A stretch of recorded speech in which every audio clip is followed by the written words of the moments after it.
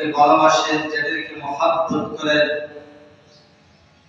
তাদেরকে মসজিদে আসার মতন তৌফিক দান করেন। এই শীতকাল কে কত নম্বর মুসলমান, কে কতটুকু ইমানের, কে কতটুকু তার ইমান, কতটুকু তার মজবুত, তার ইমানটা কতটুকু শক্তিশালী, কে কত নম্বর মুসলমান, এই শীতের মধ্যেই বোঝা যায়। বেশি কিছু না, সাধারণ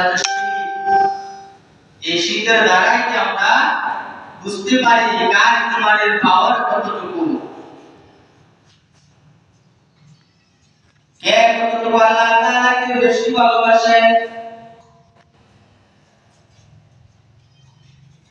কার ইমানের পাওয়ার কতটুকু আমরা শীত আসলে আমরা করতে পারি, বুঝতে পারি। যে কিভাবে বুঝবেন হুজুর?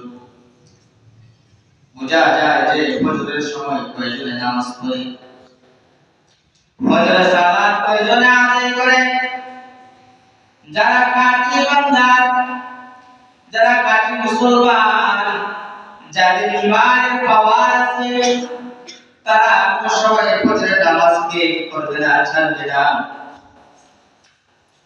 ফজর ওয়াক্তকে ছেড়ে লেফের নিচে শুয়ে থাকবে না, শীতকে তোয়াক্কা করবে না। কারা? যাদের ইমানের পাওয়ার আছে, যারা আল্লাহ তাআলাকে ভালোবাসে, যারা আল্লাহ তাআলাকে মহব্বত করে, তারা কখনোই কি করবে না, শীতকে তোয়াক্কা করবে না, শীতকে ভয় পাবে না, যে বলবে না যে না আসলে না যে শীত, এই কথা কখনো বলবে না। আর যদি আমার ইমান যদি বড় থাকে, লড়বড় থাকে, তাইলে তো আমার ভিতরে নামাজ ছুটে যাবে, মসজিদে আসতে পারবো না। নামাজ যাই চলে যায়, সমস্যা নাই, কিন্তু আমার যে শীত, এই শীতে আমি কম্বল ছাড়তে পারবো না।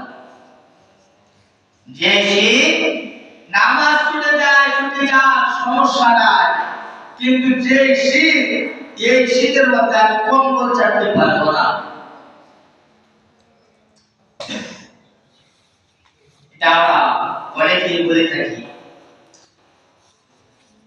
এখানে বোঝা যায় যে আমরা মুসলমান হয়েছি, নামে মুসলমান, কামে মুসলমান হইতে পারি না।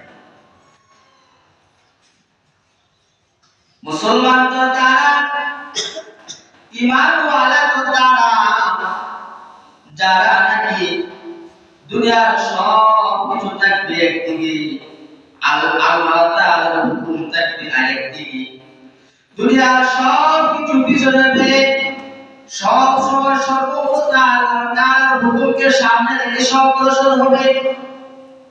ঈমানদার তো তারা দুনিয়ার সব কিছু মায়া মহব্বত সব কিছু একদিকে রেখে আল্লাহ তাআলার হুকুমকে কি করবেন, সামনে রেখে জীবন যাপন করবেন।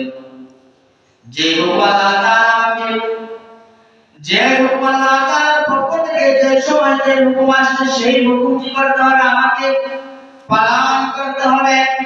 সেই হুকুম আমাকে কি করতে হবে, পালন করতে হবে। যদি আমি কাটি ইমানদার হইতে না পারি, তাহলে তো আমি আল্লাহ তাআলার হুকুম যাই যাক সমস্যা নেই, কিন্তু আমি কম্বল ছাড়তে পারবো না। আমি কি ছাড়তে পারবো না? কম্বল ছাড়তে পারবো। এই জন্য আল্লাহ তাআলা আমাদের সকলকে